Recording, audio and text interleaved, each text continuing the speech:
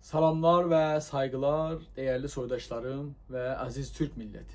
Bildiğiniz gibi bir haftadan beridir İran rejimi ve İsrail arasında savaş devam etmektedir. Ne yazık ki istemeden Güney Azerbaycan toprakları bu savaşta bombalamaya maruz kalmıştır. İran rejimi yıllardan beri Güney Azerbaycan topraklarında askeri üsler, füze merkezleri, askeri birlikler kurmakla Irak, Suriye ve İsrail'e saldırmıştır. Ve bugün İsrail o merkezleri vurmak için veya şiddetli şekilde özellikle Təbriz başta olmakla Güney Azerbaycan'da birçok askeri bölgeye saldırarak Güney Azerbaycan Türklerini stres ve korkuya maruz koymuştur. Değerli soydaşlarım, bu savaş Güney Azerbaycan savaşı değil. Bu savaş İran rejimi ve İsrail savaşıdır. Güney Azerbaycan, İran rejiminin ve İsrail'in tarafı değildir ve maşası olmayacaktır. Yıllardan beridir onlar birlikte Türk milletine karşı tutum sergilemişlerdir. Özellikle İran rejimi son 46 yılda Güney Azerbaycan Türklerini aşağılamıştır. Dilimizi yok etmeye çalışmıştır. Tarihimizi, kültürümüzü yasaklamıştır. Ve bizim yaşamamıza ve özgür yaşamamıza müsaade etmemiştir. Bugün İran rejimi 1979'da Batı kuklası olarak geldiğinde, biliyorsunuz 1979'da Homeyni Batı tarafından ve Fransız uçağıyla Tahran'a getirildi.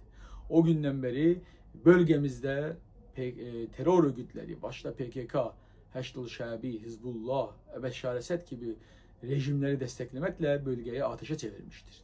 Ve birçok Müslüman ve Türk kanı bu arada İran eliyle dökülmüştür. Ancak bugün bedel ödeme günüdür. Bugün Allah mezlumların ahinin bedelini ödettirme günüdür. Bir dinsizin elinden imansız gelmiştir. Niye ki artık İran rejimi bitmeye doğru gitmektedir. Ve bu biz Güney Azerbaycan'ın elinde değildir.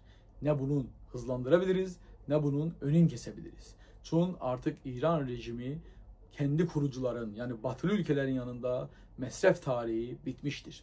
Ancak bunu dikkat etmemiz lazım. Bundan sonra gelen rejim aynı bunun gibi ve bundan da daha kötü olabilir Türkler için. Yani tekrardan Türklere zulmedebilir. Onun için biz Güney Azerbaycan Türkleri ve tüm dünyada olan soydaşlarımız birlikte olmalıyız. Güney Azerbaycan Türklerine destek vermeliyiz. Güney Azerbaycan Cumhuriyetini, Türk Cumhuriyetini ve özgürlüğünü kurmak için elbir olmalıyız.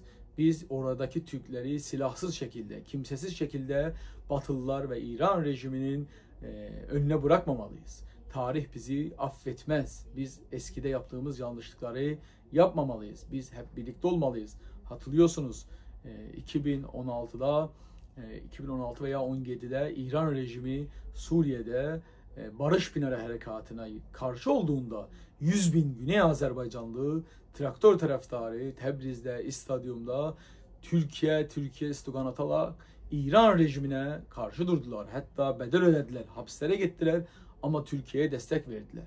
Bugün o Güney Azerbaycan Türklerine destek verme zamanıdır. Ayrıca bu arada Irak kuzeyinden bazı terör örgütleri ve silahlı kuvvetler belki Güney Azerbaycan topraklarına saldırmak istediler. Bu konuda da Türkiye devleti ve Azerbaycan devleti hazırda olmaları lazım ve istediğimiz zaman bize yardım etmeye gelmeleri lazımdır.